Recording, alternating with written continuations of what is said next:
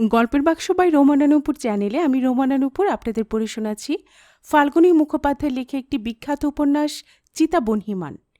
আজ শোনাব উপন্যাসটির ৬ষ্ঠ পর্ব। তপনের মনের গঠন হয়তো কিছু অদ্ভুত।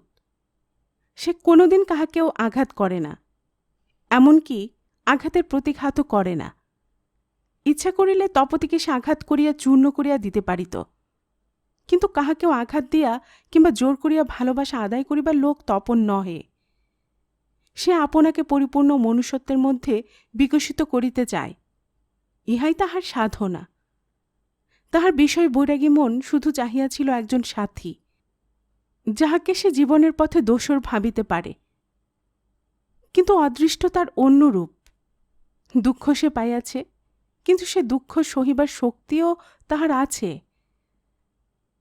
আজ রিক্ত সর্বস্ব হইয়া মন প্রসারিত হইয়া পড়িল জনকল্যাণের বিপুল আয়তনে। মুক্তির মধ্যে সে খুঁজিয়া পাইল বন্ধনের ইঙ্গিত।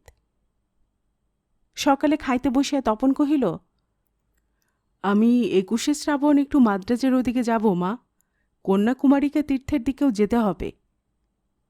মাদ্রাজ? অত দূরে তোমার কি কাজ বাবা? মা ম্লান মুখে প্রশ্ন করিলেন। তপন হাসিয়া বলিল, দূর আর কোথায় মা? তারপর একটু থামিয়াই বলিল, ৭ কোটি সন্তানের হে মুগ্ধ জননী, রেখেছ বাঙালি করে, মানুষ করনি। তপতেও চা খাইতেছিল। কথাটা সে শুনিয়া কিছু উন্মনা হইয়া পড়িল। কতদিন দেরি করবে বাবা? মা সাগ্রহে প্রশ্ন করিলেন। দেরি একটু হবে বই কি মা, কাজটা শেষ করব তবে তো। আর কোনো কথা না বলিয়া তপন চা পান শেষ করিল এবং উঠিয়া বাহিরে চলিয়া গেল। তপতে একটু ইতস্তত করিয়া মাকে জিজ্ঞাসা করিল, ও মুখ্য মানুষ, মাদ্রাজে গিয়ে কি করবে মা? আমাদের অফিসের কাজ কিছু? কি করে জানবো বাছা, তুই তো জিজ্ঞেস করলেই পারিস। আর মুখ্য মোটেই নয়, এটা এতদিনও বুঝতে পারলি না তুই? তোর বাবা ওর কাজের প্রশংসায় পঞ্চমুখ। তপতে চুপ করিয়া রহিল। মা বিরক্ত হইয়াছেন, আর কোনো কথা না বলাই উচিত।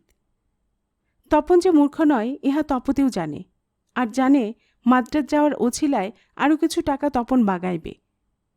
তা নিক, টাকা তাহার বাবার যথেষ্ট আছে। তপন তো সকলেরই মালিক হইবে একদিন, কিংবা হয়তো সত্যিই কোনো কাজ আছে। কিছুক্ষণ চিন্তা করিয়া তপতে কহিল, আমায় আজ একটু বেড়াতে নিয়ে যেতে বলো মা। আমি বললে ও এড়িয়ে যায়। মা হাসিয়া বলিলেন, আচ্ছা বলে দেব, কিন্তু এড়িয়ে যেতে দিস কেন তুই? উত্তর না দিয়া তপতি আসিল আপন ঘরে। বিকেলে সে আজ তপনকে লইয়া বেড়াইতে যাইবে। দেখিবে তাহার অন্তরে তপতির স্থান কোথায়। বৈকালিক জলযোগের জন্য তপন আসিবার পূর্বেই তপতি রক্তাম্বরা হইয়া অপেক্ষা করিতেছিল। তপন আসিতে মা তাহাকে বেড়াইতে যাইবার জন্য বলিলেন। খুকি বললে তুমি নাকি এড়ে যাও বাবা, তাই আমাকে দিয়ে বলাচ্ছে। আচ্ছা মা, যাচ্ছি, আমার কাজ থাকে, ২-১ দিন আগে বললে সময় করে রাখি। তপন গিয়া গাড়িতে বসিল।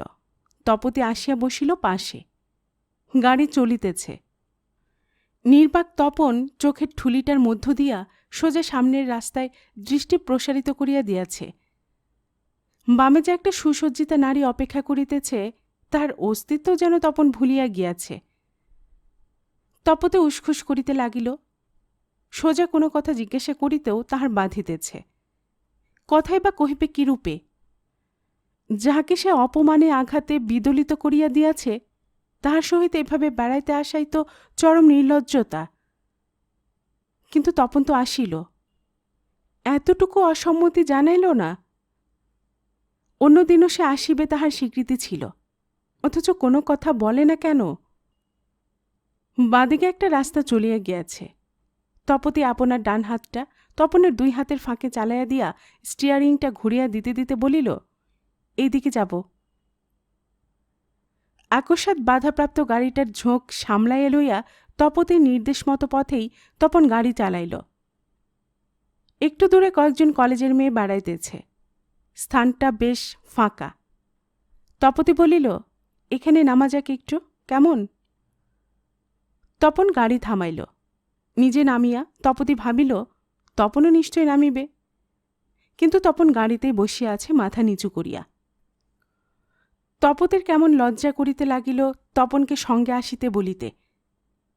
সে খানিকটা চলিয়া গেল, কিন্তু কি ভাবিয়া ফিরে আসিয়া বলিল, একা যাব নাকি? তপন নিঃশব্দে নামিয়া তাহার অনুগমন করিতেছে। তপতি যা হোক একটা কিছু বলিবার জন্যই যেন বলিয়া উঠিল, ওইগুলো বুঝি গাংচিল নয়? হ্যাঁ, বলিয়াই তপন নীরব হইল। এই নিষ্ঠুর ঔদাসীন্য তপতির অসহ্য বোধ হইতেছে। তাহার কলকাকলির স্রোত রুদ্ধ হইয়া গিয়েছে যেন। তপনকে কথা কহিবার অধিকার দেওয়ার পরও তার এতটা নীরবতার হেতু কি? তপতে আবার বলিল, ওই নৌকোটা কোথায় যাচ্ছে? তা তো জানি নে। তপন কি প্রয়োজনের অতিরিক্ত কথা একটিও বলিবে না? নৌকোটা কোথায় কোন চুলে যাইতেছে কে তাহা জানিতে চায়। তপন কেন বোঝে না? মানুষের যাত্রাপথ এমনি, কোথায় যাবে জানে না। তপতি পুনর্বার হাসি মুখেই বলিল। তপন কোনোই উত্তর দিল না, নিঃশব্দে হাঁটিতে লাগিল। তপতি ক্রমশ উত্তপ্ত হইয়া উঠিতেছে। কথায় যদি না বলে তো সঙ্গে বেড়াইবে কি রূপে? কিন্তু হয়তো তপন এখনও রাগিয়া আছে, অপমানটা তো কম হয় নাই। তপতি কথার মোড় ঘুরাইবার জন্য সোজা প্রশ্ন করিল, মাদ্রাজে কদিন দেরি হবে? ঠিক বলতে পারি নে, মাস 2 তো নিশ্চয়ই। 2 মাস? এতদিন কি করিবে সে? কিন্তু প্রশ্ন করিলে যদি তপন ভাবে তাহার কর্মের অযোগ্যতা লইয়া তপতি ব্যঙ্গ করিতেছে। তপতি আর প্রশ্ন করিল না, কিন্তু তপনের রাগ করার প্রমাণ সে পাইতেছে না। কি কথা আরম্ভ করিবে তপতি? কিছুক্ষণ ভাবিয়া প্রশ্ন করিল, জামা কাপড়গুলো তো আর একটু ভালো করলেই হয়। তপন মৃদুস্বরে উত্তর দিল, জীবনে অনেক কিছু না পেয়ে প্রাপ্ত বস্তুর উপরও আর শ্রদ্ধা নেই। তপতি রাগিয়া উঠিল, ভণ্ডামির আর জায়গা নেই যেন। কিন্তু রাগ চাপিয়ে হাসিয়া বলিল, ও বুদ্ধদেব, ত্যাগ শেখা হচ্ছে? তপতির কণ্ঠে সুস্পষ্ট ব্যঙ্গের সুর ধ্বনিয়া উঠিল। বিস্ময়ের সুরে তপন কহিল, বুদ্ধদেব তো কিছু ত্যাগ করেননি।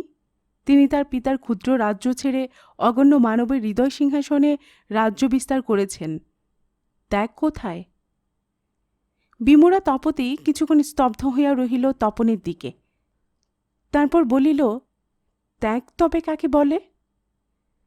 ত্যাগ বলে কোনো বস্তু তো নেই। আমরা যাকে ত্যাগ বলি সেটার মানে এড়িয়ে যাওয়া, আর সত্যকার ত্যাগ মানে বন্দিত্ব থেকে মুক্তি, অর্থাৎ বিস্তার, ক্ষুদ্র থেকে বৃহতে, লঘিষ্ঠ থেকে গড়িয়ানে। তপতির বিষয় বাড়িয়া উঠিতেছে। প্রতি কথায় তপনের মুখ হইতে একই বাণী ঝঙ্কারিয়া উঠে। তপতি এতটা পড়িয়াছে এমন করিয়া তো ভাবে নাই। এই লোক কি মূর্খ হইতে পারে? অশিক্ষিত হইতে পারে? তপতি আরও কি কথা বলিবে ভাবিতেছে। কয়েকটি কলেজের মেয়ে আসিয়া তপতিকে নমস্কার জানাইয়া বলিল, ভালো তো মিস চ্যাটার্জি?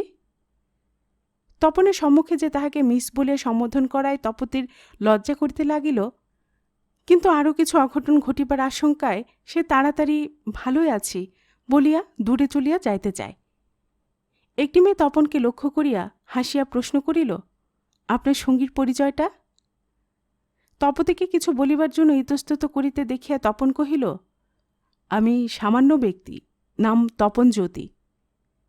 মেয়েটি হাসিয়া বলিল, তপন মানে সূর্য।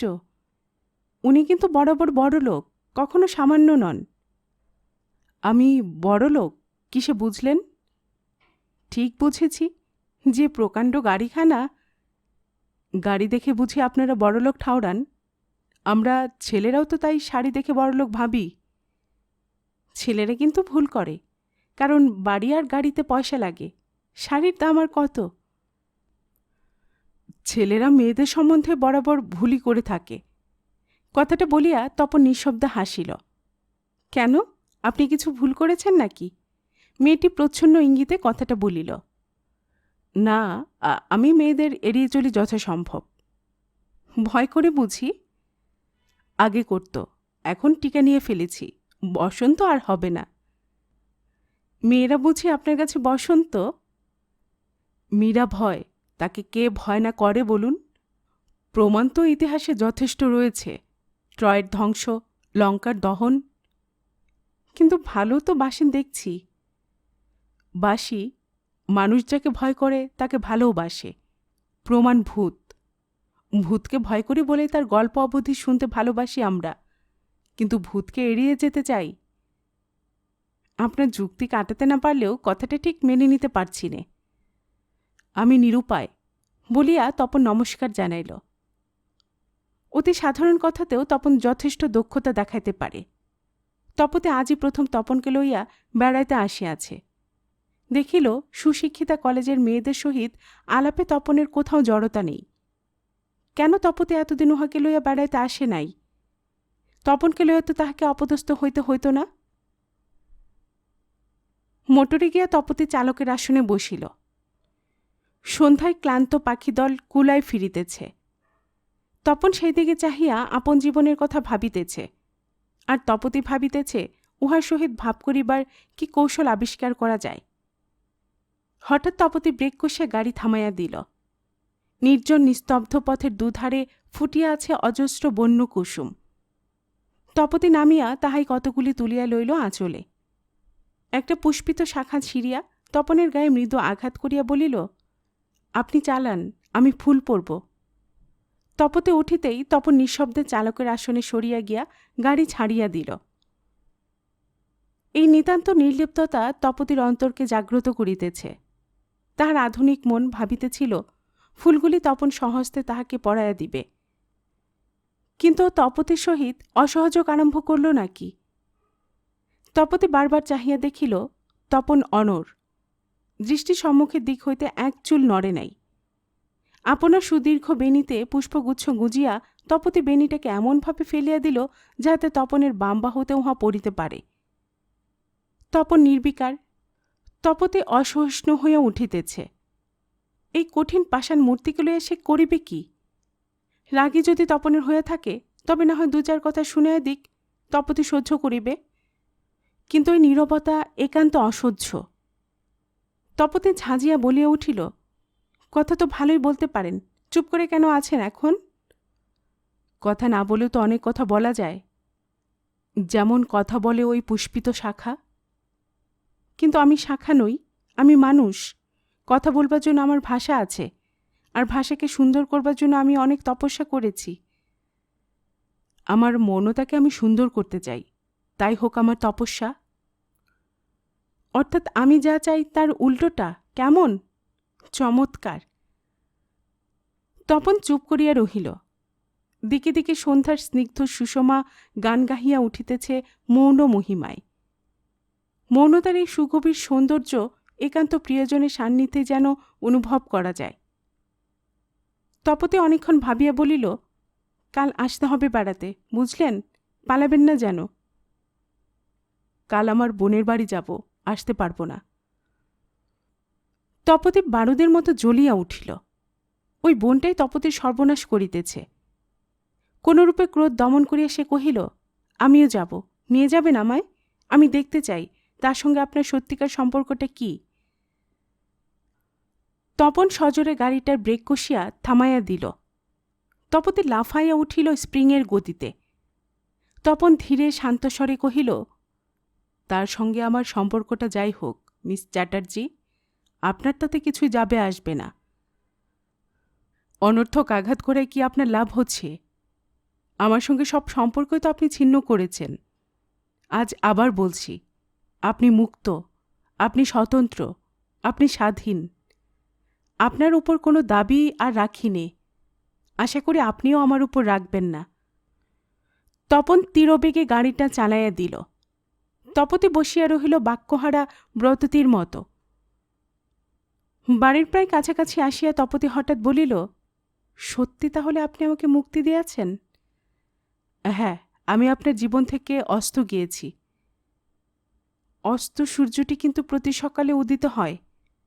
তপতির ব্যঙ্গ তীক্ষ্ণ হইয়া উঠিল। তার জন্য থাকে রাত্রি সুদীর্ঘ সাধনা। ধীরে উত্তর দিল তপন। ভালো, রাত্রি সাধনাই করবে। তপতি আবার বিদ্রূপ করিল। আমি কিন্তু সূর্য নই, আমি দূর নীহারিকা পুঞ্জের এক নগণ্য নক্ষত্র। অস্ত গেলে বহু শতাব্দীর পরেও পুনরোদয় সম্ভাবনা কম থাকে। গাড়ি বাড়ি পৌঁছিল। তপন দরজা খুলিয়া তপতির নামিবার পথ করিয়া দিল এবং সে নামিয়া গেলে নিজেও ধীরে ধীরে আপনার ঘরে প্রবেশ করিল। সমস্ত রাত্রিটাই দুশ্চিন্তায় কাটিয়া গেল তপতির। চিন্তার পর চিন্তার তরঙ্গ যেন আছড়াইয়া পড়িতেছে তাহার মনের উপকূলে। তপনের সহিত তাহার এই কয় মাসের ব্যবহার স্মৃতিসাগর মথিত করিয়া তপতি কুড়াইয়া ফিরিতেছে। কিন্তু যত দূর দৃষ্টি যায়, যাহা কিছু দেখে, সর্বত্রই তপন নির্বিকার। নির্দোষ সে না হইতে পারে, কিন্তু নির্লিপ্ততা সে অক্ষুণ্ণ রাখিয়াছে। তপতির বারংবার অসম্মানের আঘাতেও তপন অবিচল রহিয়া গিয়াছে। আর আজ সে আঘাতগুলি তপতির অপরিসীম লজ্জার কারণ হইয়া দাঁড়াইল। তপন তাহাকে মুক্তি দিয়াছে? সত্যি কি সে আজ তপনের সহিত বিবাহ বন্ধন হইতে মুক্ত? বেশ, ভালো কথাই তো। কিন্তু কেন যেন আনন্দ আসিতেছে না। এতদিন যে লোকটিকে কেন্দ্র করিয়া তপতি তাহার দুঃখের বিলাসকুঞ্জ রচনা করিতেছিল, আজ যেন সে কুঞ্জ সমূলে ধসিয়া গিয়াছে। অবাধ অসীম বিস্তারের মধ্যে আজ তপতি যাহাকে ইচ্ছা গ্রহণ করিতে পারে, তপন আর কিছুই বলিবে না। সে বলিয়াছে, তপতির উপর তাহার আর কোনো দাবি নেই। নিতান্ত নিষ্পৃহের ন্যায় সহজ সুরে তপন আজ কথা কয়টা বলিয়াছে। সত্যি কি তাহাকে মুক্তি দিয়াছে তপন? হ্যাঁ, দিয়েছে। তপতি মুক্তি চাহিয়াছিল, শুধু চাহিয়াছিলই নয়, মিস্টার ব্যানার্জির কাঁধে মাথা রাখিয়া তপনকে নিঃসংশয়ে বুঝাইয়া দিয়েছিল তাহাকে সে চাহে না, তাহাকে সে গ্রাহ্য করে না। এতদিনের এত আঘাতেও যে তপন এতটুকু বিচলিত হয় নাই, সেদিন সেই তপন সরাহত মৃগ শিশুর মতো কাঁদিয়াছে। অজস্র উদ্বেলিত অশ্রুধারায় প্রক্ষালিত করিয়া দিয়েছে তাহার পূজার বেদিমূল। আর তপতি নির্লিপ্ত নিষ্ঠুরতায় সে কান্না দেখিয়াছে, বিদ্রূপ করিয়াছে, বিরক্ত হইয়াছে। তপনকে আজ বলিবার মতো তপতির আর কি থাকিতে পারে? হয়তো ক্ষমা চাহিবার অধিকারটুকুও তাহার লুপ্ত হইয়া গেছে। হ্যাঁ, তপতি আজ সত্যিই মুক্ত, স্বাধীন, স্বতন্ত্র। কিন্তু তপন আজও রহিয়াছে কেন? সুদীর্ঘকাল বারংবার অপমান সহ্য করিয়াও যে লোক এ গৃহ ত্যাগ করে নাই, সে নিশ্চয় এত সহজে তপতিকে ত্যাগ করিবে না। না না না, তপতি বৃথায় ভাবিয়া মরিতেছে। আশ্বস্ত হইয়া তপতি খানিকটা ঝিমাইয়া লইল। তপনের চলিয়া যাওয়াটা তাহার পক্ষে কত বড় ক্ষতি, ইহা সে ঠিক বুঝিতে পারিতেছে না। কিন্তু তাহার থাকায় যে কিছু লাভ আছে, ইহা যেন তপতির আজ বারবার মনে হইতেছে। মা বাবা উহাকে স্নেহ করেন, সে নিশ্চয় এই বাড়িতেই থাকিবে। আপাতত তপতিকে ভয় দেখাইবার জন্য বলিয়াছে, মুক্তি দিলাম। মুক্তি অত সহজ কিনা? এ তো আর 4 টাকার কেনা পাখি নয়। আর যদি বা মুক্তি দেয়, তো ক্ষতিটা কি? তপতি উহার জন্য কাঁদিয়া মরিয়া যাইবে না। বাড়িতে আছে, থাক। আরও কিছু টাকা লইতে চায়, লোক। তপতি উহাকে আর বিরক্ত করিবে না। দুজনেই তাহারা আজ হইতে স্বাধীনভাবে চলিবে। তপতি হাসিয়া ফেলিল। তপন তো তাহার স্বাধীনতায় কোনোদিন হস্তক্ষেপ করে নাই। তপতি চিরদিনই স্বাধীনা আছে এবং থাকিবে। ভোর হইয়া গিয়াছে। বীতবর্ষণ আকাশের কোমল আলোক তপতির চোখে বড় সুন্দর লাগিতেছিল। উঠিয়া সে স্নান করিয়া ফেলিল। তারপর ধীরে ধীরে আসিয়া দাঁড়াইল বারান্দায়। তপনের ঘরের দিকে চাহিয়া দেখিল দরজা খোলা। ত্রস্ত তপতি তরিতে আসিয়া দেখিল তপন পূজায় বসিয়াছে। তপনের পিছন দিকটা তপতি বহুবার দেখিয়াছে, কিন্তু মুখ ভালো করিয়া দেখে নাই। আত্মবিস্মৃতা তপতি ঘরে ঢুকিয়া পড়িল। জীবনের এই প্রথম। প্রেমাভিসারের এই ক্ষুদ্র আয়োজনটুকুতেই হয়তো তার অনেক সময় ব্যয় হইয়া যাইত, কিন্তু আজ একান্ত আকস্মাৎ তাহা ঘটিয়া গেল। তপনের দুই আঁখি ধ্যানস্তিমিত, শ্বশ্রু গুম্ফমণ্ডিত সুন্দর মুখমণ্ডল ব্যাপিয়া রহিয়াছে যে শান্ত সৌম্যশ্রী, তাহাতে তপতি বুদ্ধদেব ছাড়া আর কিছুই বলিতে পারে না। তপতি দাঁড়াইয়া রহিল। তপনের স্নানসিক্ত চুল হইতে তখনও জল ঝরিতেছে। তপতির ইচ্ছে করিতেছে আপনার বুকের অঞ্চল দিয়া তপনের মাথাটি মুছিয়া দেয়। তপন চক্ষু মেলিয়া বিস্মিত হইল। অত্যন্ত সহজ সুরে প্রশ্ন করিল, কিছু বলতে চান? না। কিছু না বলিয়া বিমূঢ় তপতি দাঁড়াইয়া রহিল। প্রণাম শেষ করিয়া তপন চলিয়া গেল খাইবার জন্য মার কাছে, এবং খাইয়া বাহিরে। সমস্ত দিনই তপন ঘরে ফিরিল না। সেই সকালে গিয়েছে। তপতি অত্যন্ত উসখুস করিতেছে মাকে জিজ্ঞাসা করিতে। তাহার লজ্জা করিতেছিল। বিকেলে নিশ্চয় জল খাইতে আসিবে। কিন্তু বিকাল হয়ে গেল, 6টা বাজিল, তপন আসিল না। হঠাৎ তাহার মনে পড়িল কাল তপন বলিয়াছিল বোনের বাড়ি যাইবে। তবে কি আজ আর মোটে আসিবে না? মিস্টার ব্যানার্জি প্রভৃতি বন্ধুগণ তপতিকে বহুক্ষণ হইতে ডাকিতেছেন। নিরাশ হয়ে তপতি নিচে নামিল। মিস্টার ব্যানার্জি কহিলেন, কি ব্যাপার, যক্ষবধূর মতো চেহারা যে মিস চ্যাটার্জি? আমি মিসেস গোস্বামী, আজ থেকে মনে রাখবেন, বলিয়া তপতি ওধারে ফুল বিথিকায় চলে গেল। মিস্টার অধিকারী ডাকিয়া কহিলেন, খেলবেন না একটু? না। তপতির কণ্ঠস্বর এত দৃঢ় শুনাইল যে সকলেই থামিয়া গেল। রাত্রি 9:30টায় ফিরিয়া আসিল তপন। মা প্রশ্ন করিলেন, কি কি খেলে বাবা বোনের বাড়িতে? এই পাটিসাপটা, সরু চাকলি, পানি ফলের কি সব, আরও কত কি খেলাম মা। তপতি আড়ালে দাঁড়াইয়া শুনিতেছে। মা কহিলেন, বেশ বাবা, বোনের বাড়িতে তো বেশ খাও, আর এখানে খেতে দিলে বলবে ভালোবাসি নে মা। বিস্ময়েশ্বরে তপন বলিল, কেন মা, আপনি যেদিন যা দিয়েছেন খেয়েছি তো, তবে আমি পরিমাণে কম খাই। মা পুনরায় কহিলেন, কিন্তু বাবা, খুকি যেদিন যা কিছু রান্না করল তুমি খেলে না। তপন আকস্মাৎ গম্ভীর হইয়া গেল। বাহিরে তপতি সাগ্রহে কান খাড়া করিয়া আছে, তপন কি বলে শুনিবার জন্য। তপন ধীরে ধীরে বলিল, কথাটার জবাব দিতে চাইনে মা, ব্যথা পাবেন আপনি। বিস্মিতা মাতা ব্যাকুল হইয়া কহিলেন, তা হোক বাবা, তুমি বলো, বলো কি জন্যে তুমি খাওনি, বলো, শুনতে চাই আমি। মার মনে ব্যথা দেওয়া উচিত নয় মা, তাই বলতে চাইছি নে। না বাবা, তোমায় বলতেই হবে। মার নির্বন্ধাতিশয্য বাড়িয়া গেল। নিরুপায় তপন কোমল কণ্ঠে কহিল, আপনার খুকি তো আমার জন্য কিছু কোনোদিন রান্না করেনি মা। যেদিন যা কিছু করেছে সবই তার বন্ধুদের জন্য। আর আমার বোন আমার জন্য পাটিসাপটা তৈরি করে আঁচল ঢেকে বসে থাকে। যেতে 2 মিনিট দেরি হলে চোখের জলে তার বুক ভেসে যায়। তার সঙ্গে আপনার খুকির তুলনা করবেন না মা। সে তো প্রগতিশীলা তরুণী নয়, ভাইয়ের বোন সে। মা একেবারে মুখ হইয়া গেলেন। বাহিরে তপতির অন্তর বিপুল বিষয় স্তম্ভিত হইয়া গিয়াছে। এত বেশি সেন্টিমেন্টালও, এত তীক্ষ্ণ লক্ষ্য উহার।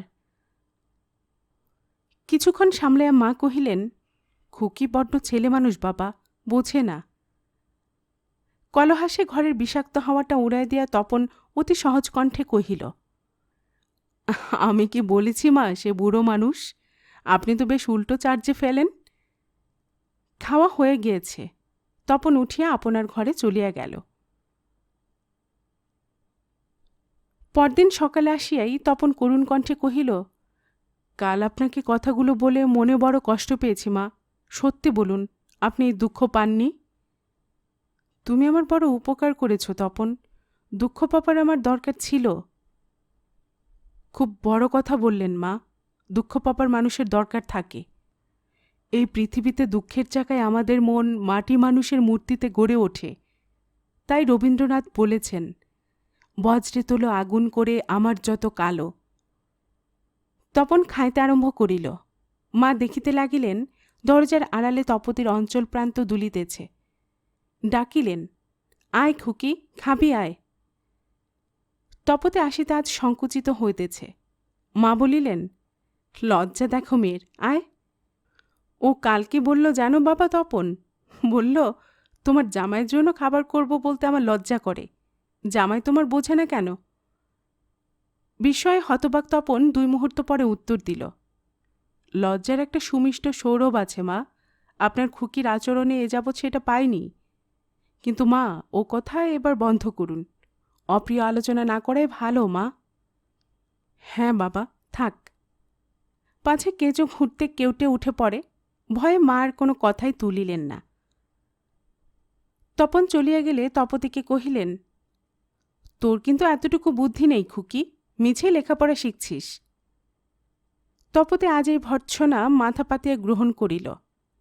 তাহার জন্মার্জিত সংস্কার আজ যেন তাহাকে চাবুক মারিয়া বুঝাইতেছে, আপনার স্বামীকে চিনিয়া লইবার ক্ষমতাটুকু পর্যন্ত সে এত বিদ্যাতেও অর্জন করে নাই। মার কথার বিন্দুমাত্র প্রতিবাদ না করিয়া তপতি হাসিল এবং আপন ঘরে গিয়া সারাদিন ভাবিয়া ভাবিয়া একটা প্ল্যান খাড়া করিয়া ফেলিল। বিকেলে জলযোগের জন্য তপন আসিতেই মা কহিলেন, খুকির বড্ড মাথা ধরেছে বাবা, ভীষণ কাতরাচ্ছে, ওকে একটু বেরিয়ে আনো। মাথা ধরেছে? কিন্তু আমার সঙ্গে বেরিয়ে ও বিশেষ কিছু আনন্দ পাবে না মা।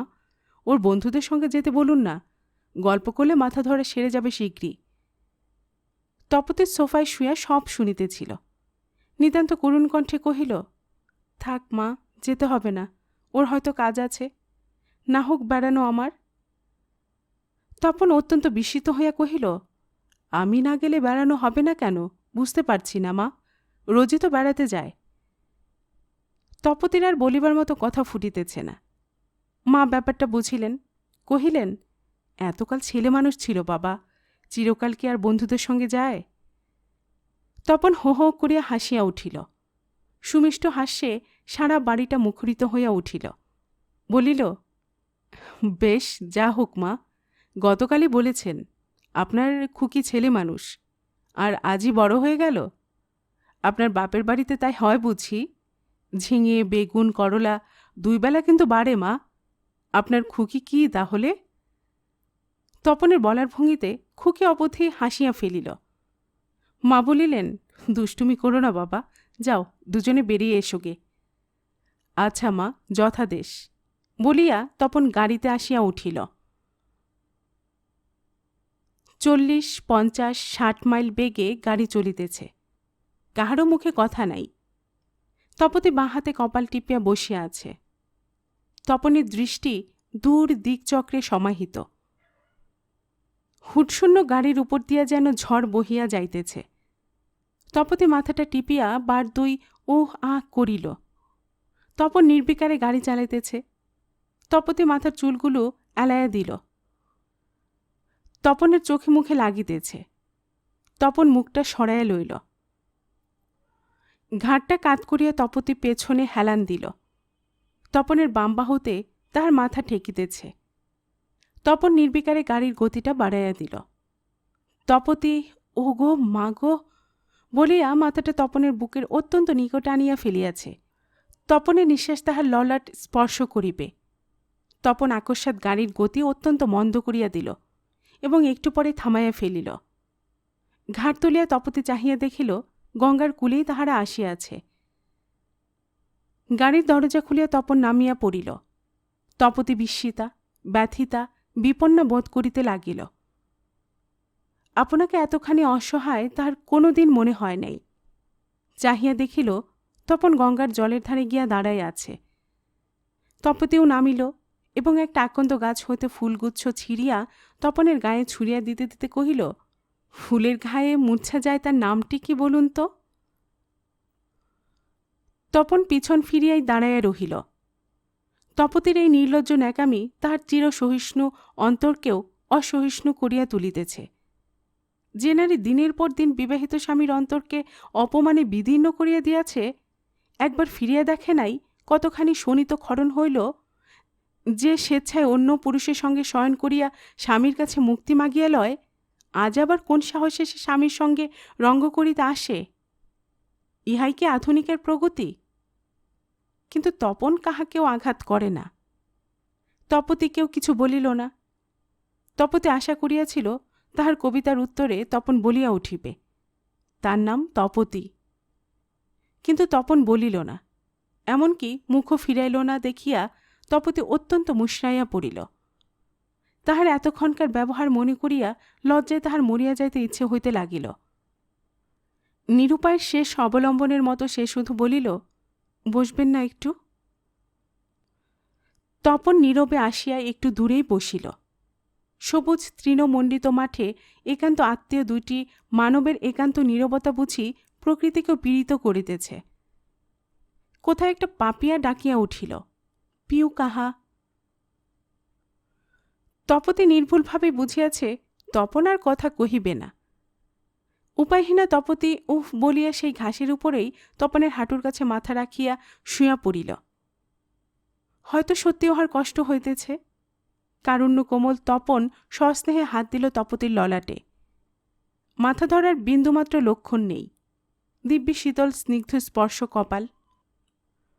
রগ দুটি যথাসম্ভব স্বাভাবিকভাবেই টিপটিপ করিতেছে। এই মিথ্যাবাদিনী ছলনাময়ী নারীকে তপন বিবাহ করিয়াছে। ঘৃণায় তাহার সর্বাঙ্গ শিহরিয়া উঠিল। কিন্তু কিছুই সে বলিল না। তপতির শীতল মসৃণ কপালে তাহার নিপুণ আঙ্গুলি চালনা করিতে লাগিল। আরামে তপতির চক্ষু বুঝিয়া আসিতেছে। একবার সে ভাবিতেছে তপনের হাঁটুর উপর মাথাটা তুলিয়া দিলে কেমন হয়। কিন্তু থাক, অতটা বাড়াবাড়ি দরকার নাই। যদি নিজে তুলিয়া লয় তো আরও ভালো হইবে। নমস্কার। তপতি সবিস্ময়ে চাহিয়া দেখিল মিস্টার বোস তপনকে নমস্কার করিতেছে। তপতিকে চোখ খুলিতে দেখিয়াই কহিল, মাসিমার কাছে শুনলাম আপনার মাথা ব্যথা, তাই এলাম সন্ধান করে করে। কেমন বোধ করছেন এখন? অ্যাসপিরিন খাবেন?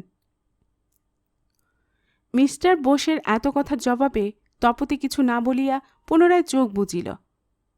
তাহার অত্যন্ত রাগ হইতেছে। কি জন্য আসে সেই মিস্টার বোস? সে স্বামীর সহিত বাড়াইতে আসিয়াছে। মাথা ধরুক আর মরিয়া যাক, তিনি দেখিয়া লইবেন। মিস্টার বোসের অ্যাসপিরিন লয়ে দরদ দেখাইতে আসিবার কি প্রয়োজন? কিন্তু তপতির সঙ্গে সঙ্গে মনে হইল, কাঁটার যে জাল সে এতকাল ধরিয়া নিজের চারিদিকে বয়ন করিয়াছে, তাহা হইতে মুক্তি পাইতে হইলে হাত পায়ে একটু আধটু ছড়িয়া যাইবেই। অন্য কোনো অঘটন ঘটিবার আশঙ্কায় তপতি কথাই কহিল না। চতুর মিস্টার বোস তপতির মনের ভাব বুঝিয়া ফেলিলেন। হ্যাঁ, মাঝে মাঝে স্বামীর সহিত বেড়াইতে না আসিলে লোকে মন্দ বলিবে। তপতির আজিকার অভিনয় একটা বিশেষ ধাপ্পা। কহিলেন, ওয়েল মিস্টার গোস্বামী, আমি আবার মার্জনা চাইছি আপনার কাছে। কি হেতু? তপন পরম ঔদাসীন্যের সহিত প্রশ্ন করিল। সেদিনকার ব্যাপারটার জন্য সত্যি আমি লজ্জিত। তপনের মনটা একেই তো তপতির লজ্জাকর অভিনয়ের তিক্ততায় ভরিয়াছিল, তার উপর মিস্টার বোসের আগমনের সঙ্গে এবং দ্বিতীয়বার ক্ষমা চাওয়ার সঙ্গে চতুরে তপতির কোনো উদ্দেশ্য যুক্ত আছে কিনা সে বুঝিতে পারিতেছে না। যথাসম্ভব সংযত হইয়া উত্তর দিল, সে কথা আর নাই বা বললেন মিস্টার বোস। আর অপরাধ তো আপনার কিছু নয়। ওর পেছনে ছিল যার সমর্থন, অপরাধ যদি কিছু ঘটে থাকে তো সে তার। কিন্তু যারই হোক, আমি সর্বান্তকরণে ক্ষমা করেছি। বারবার এক কথা বলার দুঃখ থেকে আমায় রেহাই দিন, এই মিনতি করছি আমি। তপতির মাথাটা ভূমি হইতে ঊর্ধ্বে উঠিয়া পড়িল। তপন এমনি করিয়া ভাবিতে পারে? মিস্টার বোসের কৃত আচরণের অন্তরালে রহিয়াছে তপতির সমর্থন। তপনের মননশীলতাকে তপতি আজ কি বলিয়া মিথ্যা প্রমাণ করিবে? আর মিথ্যা তো নয়। তপতির সমর্থন না পাইলে মিস্টার বোসের সাধ্য কি যে তপনের অসম্মান করে? তপতি চাহিল তপনের মুখের দিকে। মুখ অন্যদিকে ফিরানো রহিয়াছে। তপতি বুঝিল সে মুখে রাগ বা দেশের কোনো চিহ্ন নাই। মিস্টার বোস বড় থতমত খাইয়া গিয়াছিলেন। একটু সামলাইয়া কহিলেন, আপনাকে আমরা ভুল বুঝেছিলাম মিস্টার গোস্বামী। আজ কিন্তু সত্যিই আপনাকে আমরা বন্ধুভাবে পেতে চাই। Now we must be friends. Tapan চুপ করিয়া রহিল। তপতির মাথায় হাত তাহার সমানে চলিতেছে। চুপ করে আছেন যে মিস্টার গোস্বামী, আমার বন্ধুত্ব আপনি স্বীকার করলেন তো? আমি অত্যন্ত দুঃখিত মিস্টার বোস। আপনার সঙ্গে আমার বন্ধুত্ব কি করে সম্ভব হতে পারে? আমি দীন, দরিদ্র, নগণ্য, অশিক্ষিত মানুষ, আপনার অভিজাত। আপনার সঙ্গে বন্ধুত্বের কথা বলা আমার পক্ষে অপ্রাসঙ্গিক নয়, শুধু অসম্ভব। কিন্তু আমি সেটা প্রার্থনা করছি। আমি চাইছি আপনার বন্ধুত্ব। ক্ষমা করবেন মিস্টার বোস, আমি জীবনে অসত্য কথা উচ্চারণ করিনি। আমার অভিধানের অত্যাগ সহন বন্ধু কথাটা সঠিক অর্থে আপনাকে পাচ্ছি নে। আপনাকে বন্ধু ভাবা আমার পক্ষে সম্ভব হবে না। মিস্টার বোস নীরব হইয়া গেলেন। অপমানিত বোধ করলেন তিনি। মুখখানি তাহার কালো হইয়া গেল। তপন পুনরায় কহিল, হয়তো আপনি দুঃখ পাচ্ছেন, কিন্তু উপায় কি বলুন? আমার নীতিজগতের কিছুর জন্যে বদলায় না। আপনার সঙ্গে আমার আলাপ মাত্র 2 দিনে পড়ল আজই। এর মধ্যে এমন কিছু হয়নি যে আমার বিরহে আপনি বুক ফাটাবেন বা আপনার জন্য আমি বুক ফাটাব। অবশ্য বন্ধু না বলে আলাপই বলা যেতে পারে। মিস্টার বোস যেন বিদ্রূপ করিবার জন্য বলিলেন, এরকম বুকফাটা বন্ধু আপনার কজন আছেন মিস্টার গোস্বামী? বিদ্রূপটাকে গ্রাহ্যমাত্র না করিয়া তপন উত্তর দিল, বেশি তো পাওয়া যায় না, মাত্র একজন আছে। আশা করি তিনিও আপনার মতো সংস্কৃত সূত্র মিলিয়ে বন্ধুত্ব করেন। তিনি কি করেন আমার তো জানার দরকার নেই মিস্টার বোস। আমি যা করি তাই আপনাকে বললাম। তপন উঠিয়া গিয়া তপতির ললাট আড়িত ক্রিমটার তৈলাক্ত পদার্থ গঙ্গার জলে ধুইতে বসিল। মিস্টার বোস চাহিলেন তপতির দিকে সহাস্যে। স্মিত মুখে বলিলেন, এমন অদ্ভুত গোঁড়ামি আর দেখেছেন মিস চ্যাটার্জি? ধন্য আপনার ধৈর্য, ওর সঙ্গে এতক্ষণ বসে রয়েছেন। আপনার অধৈর্য বোধ হয়ে থাকে তো চলে যান, বলিয়া তপতি উঠিয়া বসিল এবং তপনের অত্যন্ত নিকটে গিয়া বলিল, চলুন বাড়ি যাই, ভালো লাগছে না এখানে। নিস্পৃহের মতো তপন গাড়িতে আসিয়া বসিল। তপতি পাশে বসিয়া বলিল, চলুন, খুব জোরে চালাবেন না লক্ষ্মীটি, ভয় করে। মিস্টার বোস যে ওখানে তখনও বসিয়া আছেন তপতি লক্ষ্যমাত্র করিল না। সারা পথ সে তপনের বাম বাহুতে মাথা রাখিয়া চুপচাপ বসিয়া রহিল। তপন একটা কথাও কহিল না। একবারও জিজ্ঞাসা করিল না তপতির ব্যথাটা সারিয়া আছে কিনা। গাড়ি গেটে ঢুকিতে দেখিয়া তপতি মাথা তুলিল। বুকের আটকানো নিঃশ্বাসটা যেন তাহাকে রিক্ত সর্বস্ব করিয়াই বাহির হইয়া যাইতেছে। পরদিন কলেজ হইতে ফিরিতেই মা বলিলেন, আয় খুকি, কিছু রান্না কর দেখি। তপতি কুণ্ঠিত পদে আসিয়া কহিল, আজ থাক মা, ও ভাববে তুমি আমায় প্ররোচিত করেছ। নিজের ইচ্ছায় আমি রান্না করিনি, 2 দিন যাক, তারপর রাঁধব। মা কথাটার মূল্য উপলব্ধি করিলেন।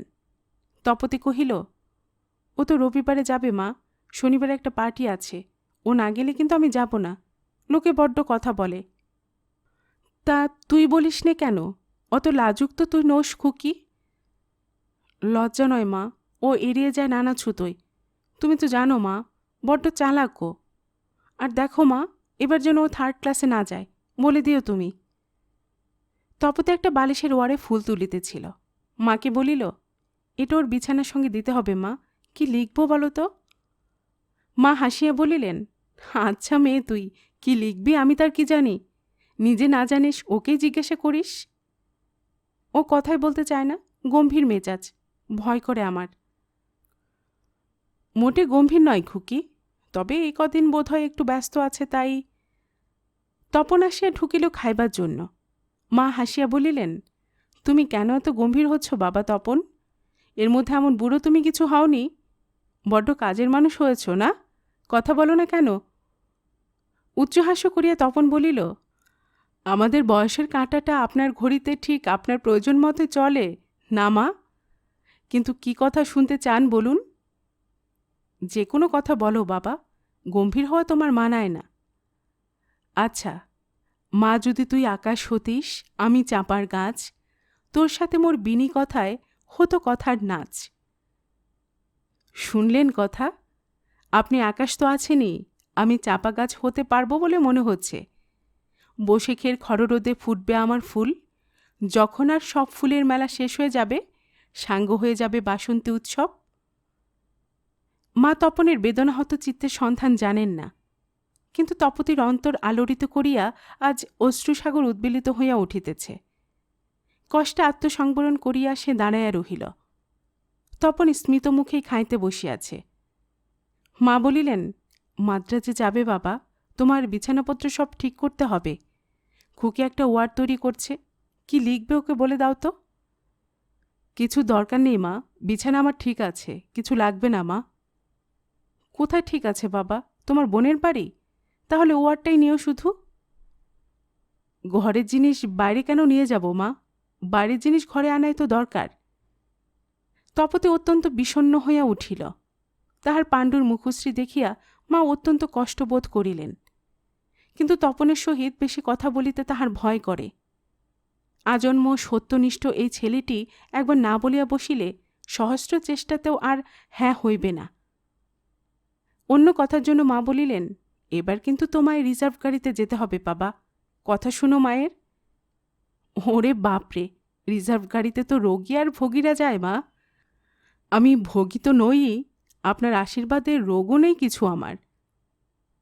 দুষ্টুমি করো না বাবা, আজই গাড়ি রিজার্ভ করো গিয়ে, টাকা নিয়ে যাও। আমি তো অফিসের কাজে যাচ্ছি না মা, নিজের কাজে যাচ্ছি। হলোই বা তোমার নিজের কাজ, টাকা নাও, নইলে আমি বড্ড দুঃখ পাব। তপন বড়ই বিপন্ন বোধ করিতে লাগিল। সত্য বলিলে মা বেশি দুঃখ পাইবেন। এই স্নেহশীলা নারীর ব্যথা চোখের সম্মুখে তপন দেখিতে পারে না। কি জবাব দেবে? ক্ষণিক ভাবিয়া বলিল, নিজের কাজটা নিজের টাকায় করা কি বেশি পৌরষের কথা না মা? সন্তান গর্ব তাতে তো মায়ের বাড়াই উচিত। তপন হাসিয়া উঠিল। মা নিরুত্তর রহিলেন। এ কথার পর কিছু বলতে যাওয়া চলে না। একটু ভাবিয়া কহিলেন, কিন্তু তুমি থার্ড ক্লাসে গেলে আমাদের যে অসম্মান হয় বাবা, তোমার শ্বশুরের দিকটা তো তোমার দেখা উচিত। আচ্ছা মা, সেকেন্ড ক্লাসে যাব, কেমন? খুশি হয়েছেন? মা চুপ করিয়া রহিলেন। তপতি বুঝিতে পারিল না মা কেন টাকা লইবার জন্য তপনকে এত ব্যাকুল হয়ে সাজছেন। মার কোলের কাছ ঘেঁষিয়া সে কহিল, পার্টিটার কথাও তুমি বলো মা। তুই কেন বলতে পারিস নে খুকি? শুনছ বাবা, শনিবার তোমাদের একটা পার্টি আছে, যেতে হবে তোমায়, বুঝলে? আমার না গেলে হয় না মা, আমি তো কোনোদিন যাইনি। না বাবা, যাও না বলে আমাদের কথা শুনতে হয়। লোকে বলে জামাইকে আমরা লুকিয়ে রেখেছি। তুমি তো লুকোবার মতো জামাই নও বাবা। আমাদের সম্মান তোমায় রক্ষা করতে হবে তো। তপন নীরবে খাইতে লাগিল। মা আবার বলিতে লাগিলেন, এখানে না থাকলেও অবশ্য কথা ছিল না, কিন্তু বাড়িতে থেকেও তুমি সমাজে মুখ দেখাবে না, এ আমাদের বড় লজ্জার কথা। খুকি দুঃখ করে। আচ্ছা মা, যাব, বলিয়া তপন উঠিল। তপন বাহিরে যাওয়ার পর তপতি মাকে প্রশ্ন করিল, কিছুই কি নিতে চায় না মা? টাকা নেবার জন্য তুমি এত সাদাসাদি কেন করছ? না খুকি, কিছুই নেয় না। ওর 200 টাকার মাসোহারার সব টাকাই আমার কাছে জমা রয়েছে, একটা পয়সা কোনোদিন নেয়নি। তাহলে 2 লাখ টাকা নিয়েছে শুনলাম যে, সে কথা মিথ্যে? না, 2 লাখ টাকা ও নিয়েছে, কিন্তু কি যে করল সে টাকা নিয়ে তার কোনো খবর পাচ্ছি না আমরা। জিজ্ঞাসা করতেও ভয় হয় বাছা। ও অদ্ভুত ছেলে। যদি অপমান বোধ করে বলে বসে, চললুম আপনার বাড়ি থেকে, তাহলে নিশ্চয়ই তখনই চলে যাবে। কি করে বুঝলে তুমি? টাকা 2 লাখ নিশ্চয়ই নিয়েছে মা, নইলে ওর এসব হিল্লি দিল্লি যাওয়ার খরচ জুটছে কোথা থেকে? ও টাকা সে নিজের জন্য নেয়নি খুকি। আমায় কতবার বলেছে, আপনার স্নেহঋণ কি করে শুধবো তাই ভাবছি মা, টাকা নিয়ে আর স্নেহভার বাড়াতে চাইনি। কারোর দান গ্রহণ করে না, কখনো মিথ্যা বলেও না ও। একদিন এসে বলল, দিন মা ভাত। ভাত রান্না হয়নি। বললাম, ভাত তো রাঁধিনি বাবা। তাতে বললে কি জানিস? বললে, রান্না তবে করুন মা, না হলে চাকরদের ভাত আনিয়ে দিন। ভাত খাবো বলেছি, ভাতই খেতে হবে, নইলে মিথ্যে কথা বলা হবে। সেই রাত্রে চাকরদের ভাত ওকে দিতে হলো। খেয়ে আবার বলল, আপনার বাড়িতে চাকররা কেমন খায় মা, সেটা দেখে নিলুম কেমন কৌশলে, আপনি বুঝতেই পারলেন না। তপতি বিমূঢ়ের মতো কিছুক্ষণ দাঁড়াইয়া রহিল। তারপর করুণ কণ্ঠে কহিল, এসব কথা তুমি আমায় একদিনও তো বলনি মা। তুই যে কিছু খবর রাখিস না তা আমি কেমন করে জানবো বাছা? তপতে আর কথা না বাড়াইয়া নিজের ঘরে চলিয়া গেল। ভুল তাহার হইয়া গিয়াছে, অত্যন্ত সাংঘাতিক ভুল। সংশোধনের উপায় আছে কি না কে জানে। তপতে সারা রাত্রি বসিয়ায় কাটাইয়া দিল।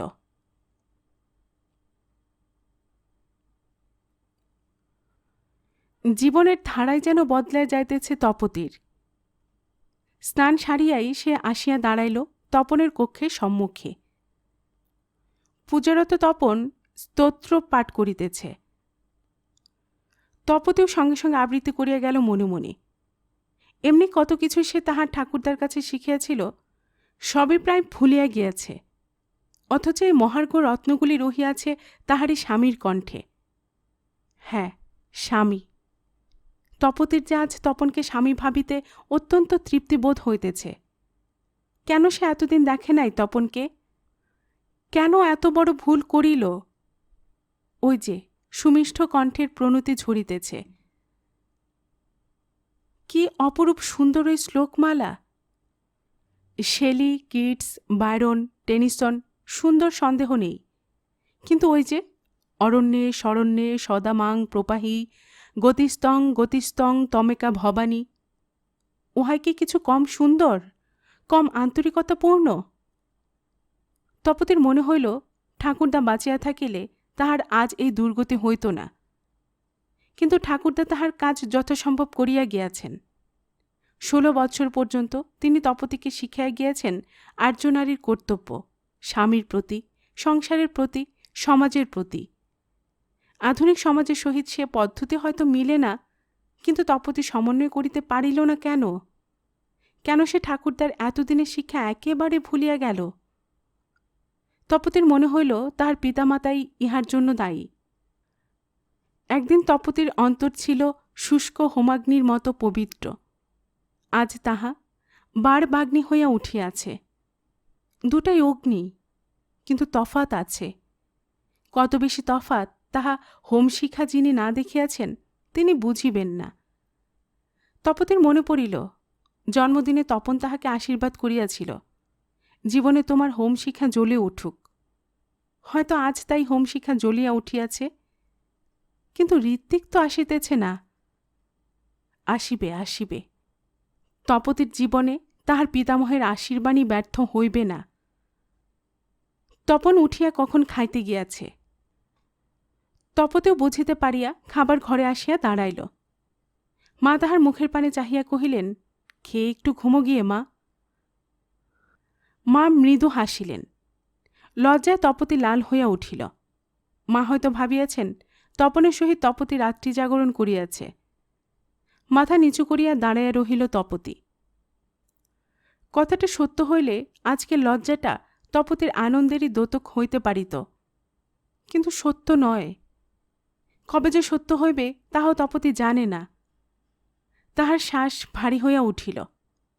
তপতির দিকে না চাহিয়াই তপন কহিল, অধ্যয়ন একটা তপস্যা মা, ভালো করে ওকে পড়তে বলুন।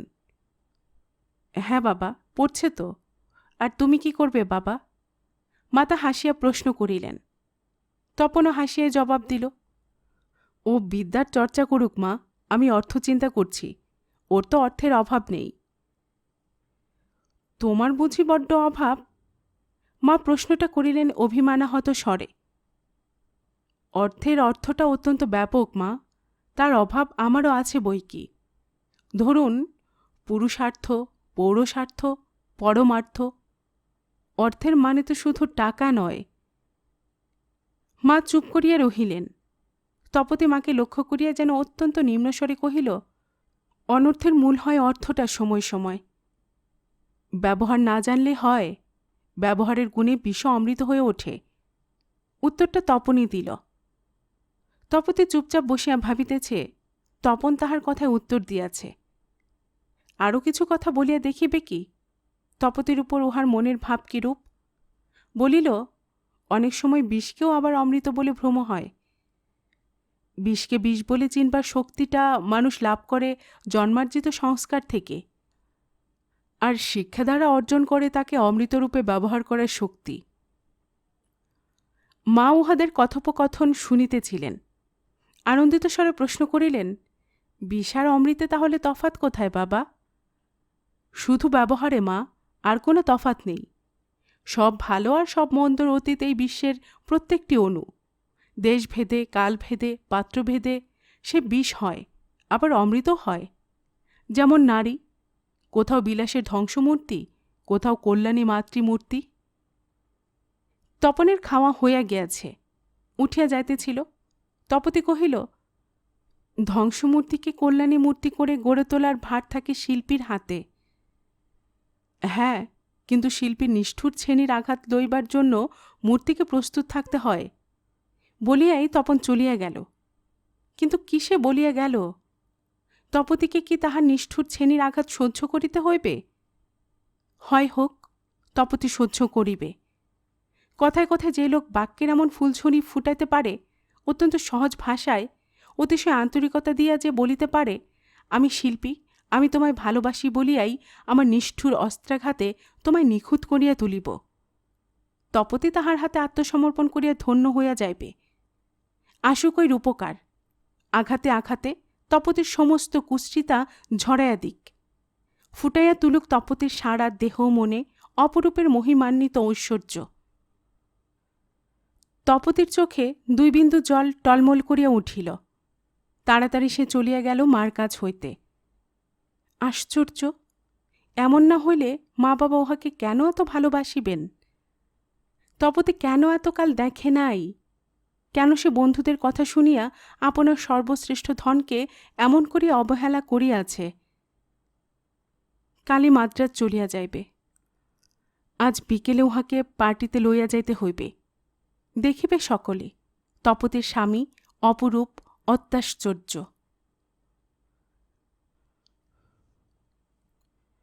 গল্পের বাক্স বাই রোমানা নূপুর এই চ্যানেলে আমি রোমানা নূপুর এতক্ষণ আপনাদের পড়ে শোনাচ্ছিলাম ফাল্গুনী মুখোপাধ্যায় লেখা একটি বিখ্যাত উপন্যাস চিতাবন হিমান। আজ শুনলেন উপন্যাসটির 6ঠ পর্ব। এরপরেই আসছে 7ম অর্থাৎ শেষ পর্ব। আপনারা যারা এই চ্যানেলের গল্প নতুন শুনছেন, আপনাদের সুবিধার্থে একটি বিনীত অনুরোধ, যদি আপনারা আরও এমন গল্প উপন্যাস শুনতে চান তবে নিচে লাল সাবস্ক্রাইব বাটনে একটি ক্লিক করে রাখুন ও একটি লাইক করে রাখুন। এতে এই চ্যানেলের ভিডিওগুলি খুঁজে পেতে আপনাদের সুবিধা হবে। আর পাশে থাকা ঘন্টা বাটনটিও চেপে রাখুন, যাতে নতুন কোনো গল্প দেওয়ার সাথে সাথেই আপনাদের কাছে নোটিফিকেশন চলে যায়। সবসময় সবাই খুব ভালো থাকুন, সুস্থ থাকুন ও আনন্দে থাকুন, এই প্রার্থনা রইল।